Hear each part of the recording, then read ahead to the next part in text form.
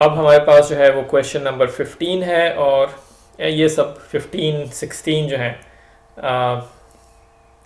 वो दोनों क्वेश्चन जो हैं उनमें सिर्फ आपको बहुत सारे सेट्स जो हैं वो कैलकुलेट करने हैं। कुछ सेट्स गिवन हैं तो हम आपको कुछ एग्जांपल्स इसमें से कर लेते हैं, सारे नहीं करेंगे क्योंकि ये हमारे ख्याल में आसान चीज़ें जो की जा सकती हैं। तो ए सेट गिवन है एक, जिसके मेंबर्स हैं 2, 3। एक और सेट बी गिवन है जिसके एलिमेंट्स हैं 3, 4। ठीक है जनाब। और उसके बाद हमारे पास एक सेट सी गिवन है जिसके एलिमेंट हैं सी, एफ। और फिर उसके बाद हमारे पास एक सेट यू है, और आपको पता हो यानी ये मालूम होना चाहिए कि इसमें यू में सारे एलिमेंट्स होंगे कि जो ए, बी, सी के अंदर मौजूद हैं। तो इसलिए ये हो जाएंगे 2, 3, 4, बल्कि ज़्यादा भी हो सकते हैं इससे, 2, 3, 4, लेकिन ये एलिमेंट्स होना ज़रूरी हैं, सी, एफ। ठीक है। अब हमसे पूछा गया है कि find what? Find number 1 A cross B union C. ठीक है। अब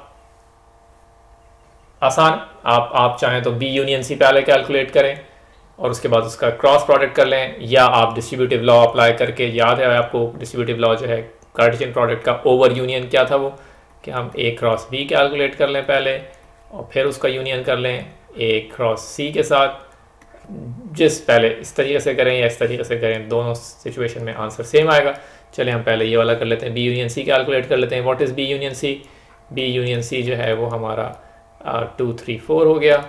ठीक है। इसका क्रॉस प्रोडक्ट ए के साथ, A cross product B union C जो है वो क्या होगा? ऑर्डर्ड पेयर्स, पहला एलिमेंट जो है वो ए से। अच्छा, हमने मेरे ख्याल में बी यूनियन सी सही कैलकुलेट नहीं किया क्योंकि हमने बी सी में सी को हमने नहीं लिया, हमने इसको ये तो दोबारा कर लेते हैं इसको। बी यूनियन सी जो है वो होगा हमारा, ये है बी और ये है सी। ठीक है। तो ये हो गया 3, 4 सी एफ।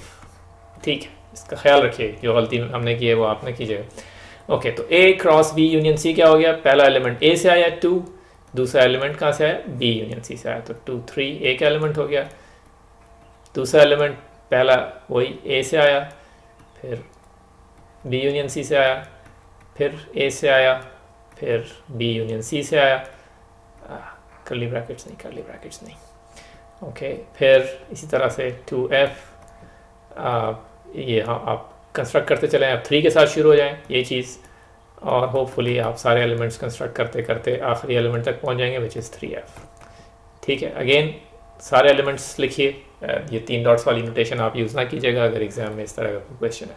ठीक है। तो ये हमने कैलकुलेट कर ली। आप अगर चाहते तो आप इस तरह से पहले यानी ए क्रॉस बी अलग कैलकुलेट करते, ए प्रोडक्ट सी अलग, और फिर यूनियन कर लेते, तब भी आपको यही सेट मिलता। तो ये हो गया क्वेश्चन नंबर 1। हम जो है अब करते ये हैं कि सारे क्वेश्चंस नहीं करते, बल्कि एक आखिरी इसी का 15 का जो है उसमें पूछा गया है कि ए क्रॉस बी, बल्कि 4 नहीं 3 करते हैं ताकि आपको ये दिखा सकेंगे। बाज़ क्वेश्चन जो है वो ट्रिक क्वेश्चन, यानी वो आप ऑलरेडी कर चुके होते हैं लेकिन वो आपसे दोबारा पूछा जा रहा होता है कि ये कैलकुलेट करके दिखाएं किसी और फॉर्म के अंदर। तो A cross B union A cross C, ये है क्वेश्चन नंबर 4। अगर आप गौर करें इसके ऊपर, ठीक है ना, ये बिल्कुल वो वाली फॉर्म है कि जो हमने डिस्ट्रीब्यूटिव लॉ अप्लाई कर की थी अपने क्वेश्चन नंबर 1 के अंदर। ठीक है। तो आप ऑलरेडी ये सवाल हल कर चुके हैं, यानी इन अदर वर्ड्स आप यानी डिस्ट्रीब्यूटिव लॉ को अगर उसका इन्वर्स करके अप्लाई कर दें तो this will be equal to, यानी ए को बाहर निकाल लें इससे, तो ये आप इसको इस तरह से भी लिख सकते हैं। ठीक है। हम ऑलरेडी ये कैलकुलेट कर चुके हैं, इसलिए आपको सिर्फ ये कहने की ज़रूरत है कि using distributive law this thing जो है मसलन ये इसके बराबर है, और this thing has already been solved which is given over here, therefore this is the answer to that question. ठीक है। तो बस इन चीज़ों में जो ख्याल रखने वाली चीज़ें वो ये कि ये जो लॉज हैं इनको कहाँ पे अप्लाई करना है और कहाँ पे जो है इनकी वजह से कि जो आपको मसलन इक्वलेंसेस मिल रही हैं या इक्वल सेट्स मिल रहे हैं, उनको अगर आप पहचान लें तो आपके सवाल जो हैं वो जल्दी जो हैं वो हल हो जाएंगे। चलें इसको हम दोबारा क्लीन कर लेते हैं। क्वेश्चन नंबर 15 ख़त्म हो गया, यानी कुछ हमने कर लिए, 2 सवाल कर लिए, 2 छोड़ दिए। क्वेश्चन नंबर 16 जो है वो भी इसी तरह का है, बहुत सारी चीज़ें पूछी गई हैं। जो चीज़ आपको देखनी है वो ये कि बाद सवाल ऐसे होंगे कि जो आप ऑलरेडी सॉल्व कर चुके हैं, इसलिए यानी दोबारा करने की ज़रूरत नहीं है। इसमें हम कौन से करें, इसमें हम मेरे ख्याल में हमें सिर्फ एक दो देख लेते हैं, मसलन कुछ जो इंटरेस्टिंग देखने में लग रहे हैं वो कर लेते हैं। मसलन एक हमसे कहा गया है कि कैलकुलेट करें कि a माइनस बी, बल्कि इसमें कैलकुलेट करने वाली बात नहीं है, उन्होंने कहा कि शो करें कि a minus B intersection b is equal to phi, और कहा है कि ये वेरीफाई करें इस चीज़ को using the sets of question number 15, यानी वो जो हमने ए बी सी अभी लिखे थे, हमने इरेज कर दिए यहाँ पर, उनको आप अप्लाई करें और दिखाएं कि ये मसलन अगर ये चीज़ कैलकुलेट की जाए तो क्या हमें ये फ़ी मिलेगा या नहीं मिलेगा। इसके लिए हमें फिर ए और बी लिखने पड़ेंगे, क्योंकि सवाल यही पूछा गया है कि उन सेट्स की मदद से करके दिखाएं। तो हम लिख लेते हैं, ए जो था वो सेट था विद एलिमेंट्स 2 3, बी था सेट विद एलिमेंट्स 3 4, ठीक है, और सी था set with elements C F, ठीक है, और हम यूनिवर्सल सेट भी चाहे तो लिख सकते हैं, अभी हम नहीं लिख रहे हैं क्योंकि अभी ज़रूरत नहीं है हमें। इस सवाल को सॉल्व करने के लिए ये है, मैं आपको सवाल का नंबर भी देता हूँ, ये है 7th क्वेश्चन, ठीक है। अगेन हमारे पास चॉइस है, हम पहले डिफरेंस जो है वो पहले कैलकुलेट करें और फिर इसका इंटरसेक्शन करें, या हम अपना डिस्ट्रीब्यूटिव लॉ जो है वो अप्लाई करके हम डिस्ट्रीब्यूटिव लॉ जो है वो हमें याद नहीं कि इंटरसेक्शन ओवर कॉम्प्लीमेंट था या नहीं था, आप पीछे जाके देखें कैसा है या नहीं। तो हम इसको बिल्कुल ऐसे ही सॉल्व करते हैं जिस तरह से ये गिवन है यहाँ पर, ठीक है। तो ए डिफरेंस बी क्या होगा, ए डिफरेंस बी जो है वो ये है कि बी में से सारे एलिमेंट्स वो निकाल दें कि जो ए के अंदर है। ऐसे कौन से एलिमेंट्स हैं ए के जो बी में भी है, 3 है सिर्फ, ठीक है। तो हम 3 निकाल दें तो ए माइनस बी जो है वो हमारे पास सिर्फ वो वाले एलिमेंट्स ए के रह जाएंगे कि जो बी में मौजूद नहीं है, ऐसा एलिमेंट सिर्फ 2 है। तो ये हो गया ए माइनस बी। इसका अब हमें इंटरसेक्शन निकालना है बी के साथ, ठीक है। तो ए माइनस बी इंटरसेक्शन बी जो है वो अगर आप कैलकुलेट करेंगे तो 2 को देखें बी के साथ कोई चीज़ कॉमन है या नहीं है, कोई चीज़ कॉमन नहीं है, इसलिए एम्प्टी। ये बेसिकली ये जो हमें चीज़ कही गई है वेरीफाई करने की, इसको अगर हम चाहें तो हम प्रूव भी कर सकते हैं जनरल केस के लिए, ठीक है। क्योंकि ए माइनस बी के अंदर ए के वो सारे एलिमेंट्स होंगे कि जो बी में नहीं है। जब उसका इंटरसेक्शन आप बी से लेंगे तो ज़ाहिर बात है कि कोई कॉमन एलिमेंट नहीं मिलना चाहिए, इसलिए हमें नल सेट मिलेगा। तो इसके लिए हमें कोशिश ये करेंगे कि सवाल जिस तरह से पूछा गया है उसको वैसे ही सॉल्व करें। अगर कहा गया है कि using these sets verify this thing, तो आप उन सेट्स को यूज़ करके ही वेरीफाई करें। हो सकता है कि आप उससे ज़्यादा बेहतर तरीके से उसको प्रूव कर सकते हो, लेकिन कोशिश करें कि सवाल जिस तरह से पूछा गया है वैसे ही उसको सॉल्व करें, ठीक है। तो ये हो गई बात हमारी क्वेश्चन नंबर 16 की। अगेन इसमें अगर कोई सवाल ऐसा है कि जो आपसे सॉल्व नहीं हो रहा, आप हमें ईमेल कर दें या यूट्यूब के ऊपर कमेंट्स के ऊपर डाल दें इस वीडियो के, और हम उसको एक वीडियो बना के उसको अपलोड कर देंगे, ठीक है। ज़्यादा हमें जो इंटरेस्टिंग क्वेश्चन लगता है वो है क्वेश्चन नंबर 17, इसको हल कर लेते हैं। इसमें हमें दोबारा से कुछ चीज़ें प्रूव करनी है। इसमें कहा गया है कि suppose that we have 2 sets A and B which are subsets of a universal set, ठीक है।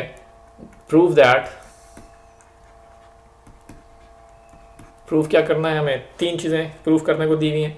Number 1, A union B is equal to A union A prime intersection B, ठीक है। ये हमें प्रूव करना है, यानी हमें प्रूव करना है कि ये जो हमारे पास ये वाला सेट है ये इस राइट हैंड साइड के ऊपर जो सेट है इक्वालिटी के उसके बराबर हो, ठीक है। आपकी चॉइस है। हम जो है वो यानी जो चीज़ में नज़र आ रही है वो ये कि अगर हम इस राइट हैंड साइड जो है उसको लेके चलें और प्रूव कर दें कि ये लेफ्ट हैंड साइड के बराबर है, तो ये काम ज़्यादा आसान होगा, ठीक है। तो हम शुरू करते हैं राइट हैंड साइड से। राइट हैंड साइड हमारी जो है वो है it's equal to A union A prime intersection B, ठीक है। Next thing we will apply our distributive law. कौन सा वाला? दिस इज लेफ्ट डिस्ट्रीब्यूटिव जो थी वो हमने याद होगा आपको, ऑफ यूनियन ओवर इंटरसेक्शन। तो ये क्या हो जाएगा, ए यूनियन ए प्राइम, ठीक है, इंटरसेक्शन ए यूनियन बी, और इसको हम यहाँ पे ब्रैकेट में लिख लेते हैं कि हम कौन सी चीज़ यूज़ कर रहे हैं। यहाँ पर हम डिस्ट्रीब्यूटिव लॉ यूज़ कर रहे हैं, डिस्ट्रीब्यूटिव लॉ, ठीक है जनाब। अच्छा, अब हमने जब डिस्ट्रीब्यूटिव लॉ अप्लाई कर लिया तो अब हम देखते हैं कि हमारे पास ये जो है टर्म्स जो हैं वो क्या आ रही हैं। ए यूनियन ए प्राइम हमें मालूम है कि ये सेट यूनिवर्सल सेट के बराबर होता है। ये क्या चीज़ है? ये एक प्रॉपर्टी है हमारे पास, ठीक है, प्रॉपर्टी ऑफ यूनियन हमने देखी थी सेक्शन 1.3 में या 1.4 में देखी थी हमने, तो हम चाहें तो लिख लें, चलें अब आप जाके उसको देखना चाहें तो 1.4 ये यूनियन के बराबर हो गया, ये वाली चीज़ इंटरसेक्शन ए यूनियन बी, ठीक है, ओके। हम जो है यहाँ से जगह ख़त्म हो गई हमारे पास, तो हम यहाँ ऊपर आ जाते हैं। होपफुली आप कंफ्यूज नहीं होंगे। मैं दोबारा से ये एक्सप्रेशन लिख लेता हूँ यहाँ पर कि जो हमारे पास चीज़ आई है राइट हैंड साइड की को हम जो सिंप्लीफाई करते जा रहे हैं वो ये कि universal set intersection A union B, ठीक है। हमें पता है कि हमने एक प्रॉपर्टी देखी थी इंटरसेक्शन की जिसमें हम ये इसको कोने पे बना लेते हैं खाने के अंदर, जिसमें हमें ये बताया गया था कि किसी भी सेट का इंटरसेक्शन अगर यूनियन के साथ लिया जाए, यानी यू का इंटरसेक्शन जो है वो किसी भी सेट के साथ हम सी ले लेते हैं तो हमें क्या मिलता है? हमें वही सेट दोबारा मिलता है, क्योंकि यूनिवर्सल सेट में सारे एलिमेंट्स वो वाले मौजूद हैं जो सी के अंदर है। तो जब आप कॉमन एलिमेंट्स की तलाश में जाएंगे तो आपको वही सेट सी दोबारा मिल जाएगा। यहाँ पर ये वाला सेट जो है ए यूनियन बी, ये समझ लें हमारा सी सेट है।